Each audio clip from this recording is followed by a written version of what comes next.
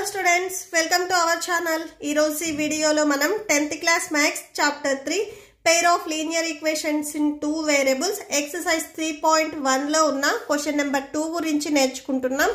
మీకు ఈ చాప్టర్ లో ఉన్న all exercises videos, all example videos and ఈ చాప్టర్ ఇంట్రడక్షన్ వీడియో ఈ వీడియో లాస్ట్ లో మీకు ప్లేలిస్ట్ డిస్ప్లే అవుతుంది, చెక్ చేసుకోవచ్చు. మీకు question number 2, question number 3 and question number 4 వచ్చేసరికి సేమ్ గానే ఉంటాయి. ఈ 3 క్వశ్చన్స్ కి మీరు ఆన్సర్ చేయాలి అంటే మీకు ఈ టేబుల్ అనేది తెలియాలి. ఈ టేబుల్ వచ్చేసరికి నేను ఆల్రెడీ ఇంట్రడక్షన్ వీడియోలో ఎక్స్ప్లెయిన్ చేశాను.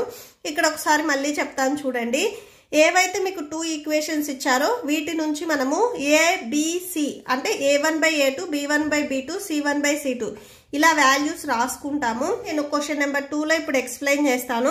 ఇక్కడ మీరు మెయిన్ ఏం గుర్తు పెట్టుకోవాలంటే ఇక్కడ వచ్చే ఫ్రాక్షన్స్ అనేవి అంటే A values a1/a2, b1/b2 values మీకు నాట్ ఈక్వల్ అంటే సేమ్ గా రాలేదు అంటే ఈ 2 ఫ్రాక్షన్స్ అవి వచ్చేసరికి మనకి ఇంటర్సెక్టింగ్ లైన్స్ అవుతాయి. ఇంటర్సెక్టింగ్ లైన్ కి మనకి ఓన్లీ 1 సొల్యూషన్ ఉంటుంది, ఎగ్జాక్ట్లీ 1 సొల్యూషన్ ఉంది అంటే అది కన్సిస్ట్ అవుతుంది. అండ్ నెక్స్ట్ సెకండ్ చూడండి, దీంట్లోనే మీకు ఇక్కడ ఫ్రాక్షన్స్ చూడండి, ఇవి క్యాన్సిల్ చేస్తే 1/2, 1/2, 1/2 వస్తుంది. అంటే A values, B values, C values అన్ని ఈక్వల్ గా వచ్చాయి. సో ఇలా వాల్యూస్ అన్ని అంటే మీకు ఫ్రాక్షన్స్ అన్ని ఈక్వల్ గా వస్తే అవి కోఇన్సిడెంట్ లైన్స్ అవుతాయి. కోఇన్సిడెంట్ లైన్స్ వచ్చేసరికి మెనీ సొల్యూషన్స్ ఉంటాయి. సొల్యూషన్ ఉంది కాబట్టి ఇది కన్సిస్ట్ అవుతుంది. నెక్స్ట్ థర్డ్ పాయింట్ మీరు అబ్జర్వ్ చేసినట్లయితే A values and B values same గా ఉండి సి వాల్యూ వచ్చేసరికి డిఫరెంట్ గా ఉంది. ఓకే, సో ఇక్కడ సి ఫ్రాక్షన్ వచ్చేసరికి మనకి క్యాన్సిల్ చేస్తే సేమ్ గా రాలేదు. సో ఇలా ఉంటే మనం ప్యారలల్ లైన్స్ అంటాము. ప్యారలల్ లైన్స్ కి సొల్యూషన్ అనేది ఉండదు, నో సొల్యూషన్ అవుతుంది. సొల్యూషన్ లేదు కాబట్టి అది ఇన్కన్సిస్ట్ అవుతుంది. ఇక్కడ మీరు మెయిన్ ఏం గుర్తు పెట్టుకుంటారంటే సొల్యూషన్ ఉంటే అది కన్సిస్ట్ అవుతుంది, సొల్యూషన్ లేకపోతే అది ఇన్కన్సిస్ట్ అవుతుంది. ఓకే, అది మెయిన్. సో మీరు ఈ కన్సిస్ట్ అండ్ ఇన్కన్సిస్ట్ వచ్చేసరికి క్వశ్చన్ నెంబర్ 3 లో చూసుకుంటారు. క్వశ్చన్ నెంబర్ 2 లో అవి ఇంటర్సెక్టింగ్ లైన్సా, ప్యారలల్ లైన్సా, కోఇన్సిడెంట్ లైన్స్ అనేవి మనం ఫైండ్ అవుట్ చేయాలి. అంటే ఇక్కడ మనకి A values and B values first మనం రాసుకొని ఇక్కడ మనం కంపేర్ చేసుకుంటాము. సో ఆ ఫ్రాక్షన్ వచ్చేసరికి అంటే A values, B values not equal to ఉంటే ఇంటర్సెక్టింగ్ లైన్స్, ఆల్ వాల్యూస్ అనేవి మీకు ఫ్రాక్షన్స్ సేమ్ గా వస్తే coincident lines, A B values equal గా ఉండి సి వాల్యూస్ నాట్ ఈక్వల్ గా ఉంటే parallel lines. Okay, so solution చూడండి. ఫస్ట్ మీకు ఏవైతే క్వశ్చన్ లో ఇచ్చారో ఈక్వేషన్స్ అవి రాసుకోండి. అండ్ ఈ ఈక్వేషన్ ని మనం స్టాండర్డ్ ఫామ్ తో కంపేర్ చేసుకుంటాము. ఒకసారి స్టాండర్డ్ ఫార్మ్స్ రాసుకోండి. a1x plus b1y plus c equal to 0 ఇది first standard equation. Second one వచ్చేసరికి a2x plus b2y plus c equal to 0. So ఈ ఈక్వేషన్స్, ఈ స్టాండర్డ్ ఫామ్ ని మనం గివెన్ ఈక్వేషన్స్ తో కంపేర్ చేసుకుంటాము. గివెన్ ఈక్వేషన్స్ కూడా ఇక్కడ సేమ్ ప్లేస్ లో రాసుకోండి, మీకు ఈజీగా ఉంటుంది. 5x minus 4y plus 8 equal to 0 and అలానే second equation 7x plus 6y minus 9 equal to 0. So ఇక్కడ కంపేర్ చేసుకోండి ఏ వాల్యూస్ అంటే a1 వాల్యూ వచ్చేసరికి 5, b1 వాల్యూ వచ్చేసరికి -4. ఇక్కడ ఫార్ములాలో +4 ఉంది, మీకు ఈక్వేషన్ లో గివెన్ ఈక్వేషన్ లో మైనస్ ఉన్నప్పుడు కన్ఫర్మ్ గా మైనస్ అనేది తీసుకోవాలి. సి వాల్యూ 8 అవుతుంది. ఓకే, సో ఇక్కడ మీరు కోషెంట్ ని కంపేర్ చేసుకోరు, ఓన్లీ కాన్స్టెంట్ ఏవైతే ఉన్నాయో వాటిని మాత్రమే తీసుకుంటారు. సో ఇక్కడ రాసుకోండి a1 equal to 5, b1 equal to -4, c1 equal to 8.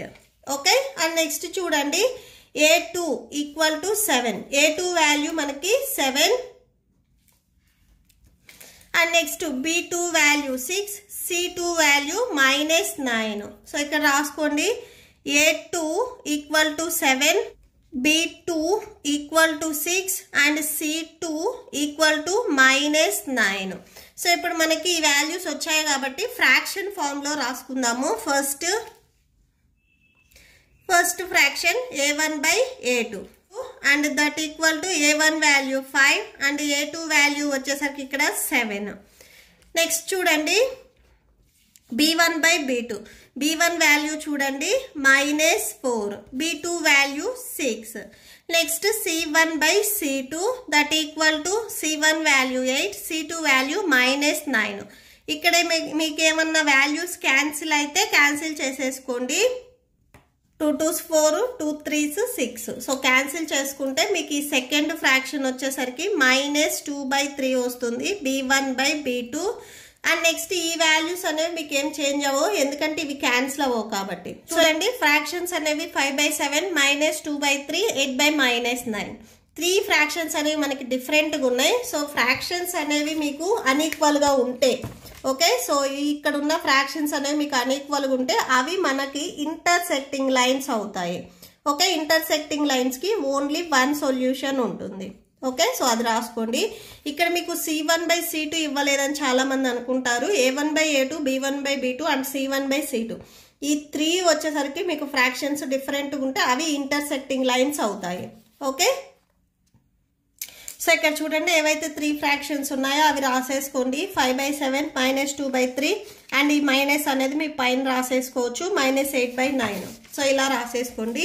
So ఇవి 3 డిఫరెంట్గా ఉన్నాయి కాబట్టి therefore A1/A2 not equal to B1/B2 not equal to C1/C2.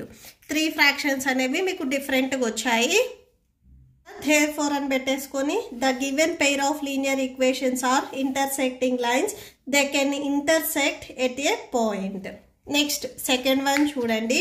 Same ఇక్కడ మీకు పెయిర్ ఆఫ్ లీనియర్ ఈక్వేషన్స్ 2 ఇచ్చారు. దీన్ని కూడా మనం స్టాండర్డ్ ఫామ్తో కంపేర్ చేసుకోవాలి. ఒకసారి స్టాండర్డ్ ఫామ్ రాసుకోండి. a1x plus b1y plus c1 equal to 0. And అలానే second equation a2x plus b2y plus c2 equal to 0. Okay, so ఒకసారి ఈక్వేషన్ రాసుకోండి. 9x plus 3y plus 12 equal to 0. And second equation మీకు text బుక్లో ఇచ్చింది. 18x plus 6y plus 24 equal to 0. దీని నుంచి మనం a1 and b1 c1 values, a2 b2 c2 values find out చేద్దాము. a1 value 9, b1 value 3. మీరు ప్లస్లు కూడా check చేసుకోవాలి ఒకసారి. c1 value 12. Next a2 value 18, b2 value 6, c2 value 24. Okay, so ఇక్కడ అదే రాసుకోండి. a1 equal to a1 value 9 and b1 value 3, c1 value 12. Next a2 value 18, b2 value 6, c2 value 24. Okay, so ఒకసారి equations రాసుకోండి. a1/a2, a1 value 9 and a2 value 18. b1/b2, b1 value 3 and b2 value 6. Next c1/c2, c1 value 12 and c2 value 24. మీకు cancel అయితే cancel చేయండి. 9 1s 9 2s 18 వస్తుంది. Next ఇక్కడ కూడా cancel అవుతుంది, cancel చేయండి. 3 1s 3 2s 6, 12 1s 12 2s 24. ఇక్కడ మీకు ఫ్రాక్షన్స్ అన్నీ సేమ్ వచ్చాయి చూడండి. 1/2, 1/2, 1/2. ఓకే, ఆల్ ఫ్రాక్షన్స్ ఈక్వల్గా వచ్చాయి. అంటే a1/a2, b1/b2, c1/c2 వాల్యూస్ ఈక్వల్గా వచ్చాయి. సో చూడండి ఆల్ ఫ్రాక్షన్స్ అనేవి ఈక్వల్గా వస్తే అవి కోఇన్సిడెంట్ లైన్స్ అవుతాయి. కోఇన్సిడెంట్ లైన్కి మనకి ఇన్ఫైనైట్లీ మెనీ సొల్యూషన్స్ ఉంటాయి. సో లాస్ట్లో అదే రాసేసుకోండి. a1/a2, b1/b2 అండ్ c1/c2 ఈ ఫ్రాక్షన్స్ అన్ని ఈక్వల్గా వచ్చాయి కాబట్టి therefore the given pair of linear equations are coincidental lines and they have infinitely many solutions. Next దీంట్లోనే థర్డ్ బిట్ చూద్దాము. నెక్స్ట్ థర్డ్ బిట్ చూడండి. Same given pair of linear equations అని మీకు ఇక్కడ ఏవైతే ఈక్వేషన్స్ ఇచ్చారో అవి రాసుకోండి. అండ్ ఈ ఈక్వేషన్స్ని మనం స్టాండర్డ్ ఫామ్తో కంపేర్ చేసుకుంటాము. స్టాండర్డ్ ఫామ్ ఒకసారి రాసుకోండి. a1x plus b1y plus c1 equal to 0. And అలానే a2x plus b2y plus c2 equal to 0. So ఒకసారి ఈక్వేషన్స్ రాసుకోండి. 6x minus 3y plus 10 equal to 0. And next కూడా same 2x minus y plus 9 equal to 0. So ఇక్కడ compare చేసుకోండి. a1 value 6 and b1 value ఇక్కడ -3, c1 value 10, A2 value 2, B2 value. So ఇక్కడ చూడండి వైకి మీకు ఇక్కడ ఇనీషియల్గా ఏ వాల్యూ లేదు అంటే 1 ఉన్నట్లు. ఓకే, సో 0 అని రాసుకోకూడదు. వైకి కానీ మీకు ఏవైతే వేరియబుల్స్ ఉన్నాయో వాటికి బిఫోర్ కాన్స్టెంట్ టర్మ్స్ ఏమీ లేకపోతే మనం 1 అని తీసుకుంటాం ఇనీషియల్గా. అంటే B2 వాల్యూ అనేది మనకి -1 వస్తుంది. Next C2 value 9. Okay, so ఇక్కడ రాసుకోండి A1 = 6, B1 = -3, C1 = 10. అండ్ అలానే A2 = 2, B2 = -1, C2 = 9. సో ఇవి ఫ్రాక్షన్లోకి ఇప్పుడు రాసుకుందాము. ఫ్రాక్షన్ రాసుకోండి.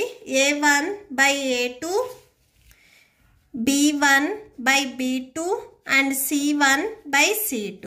A1 వాల్యూ చూడండి,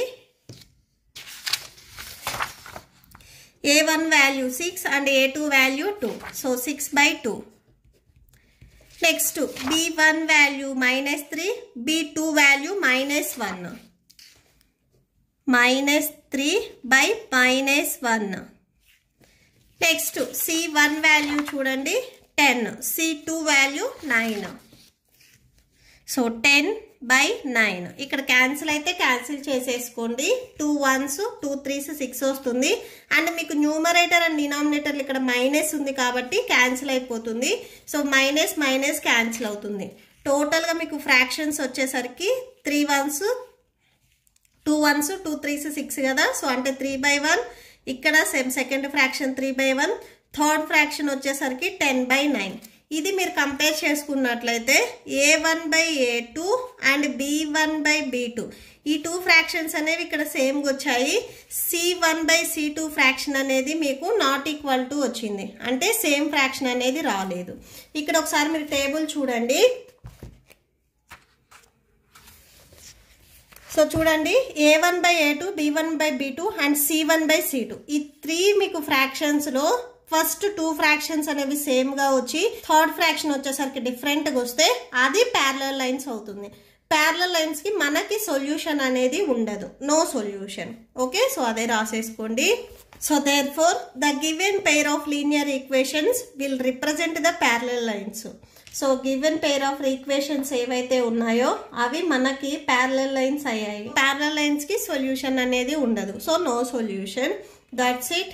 ఈ ప్రాబ్లంతో ఈ వీడియో కంప్లీట్ అయింది. మీకు ఈ వీడియో నచ్చితే ప్లీజ్ లైక్ చేయండి, మీ ఫ్రెండ్స్కి షేర్ చేయండి అండ్ మన ఛానల్ని సబ్స్క్రైబ్ చేసుకోండి. ఈ వీడియో లాస్ట్లో మీకు క్వశ్చన్ నెంబర్ 3 అండ్ ఈ చాప్టర్ ప్లేలిస్ట్ డిస్ప్లే అవుతాయి, చెక్ చేసుకోవచ్చు. Thank you and thanks for watching.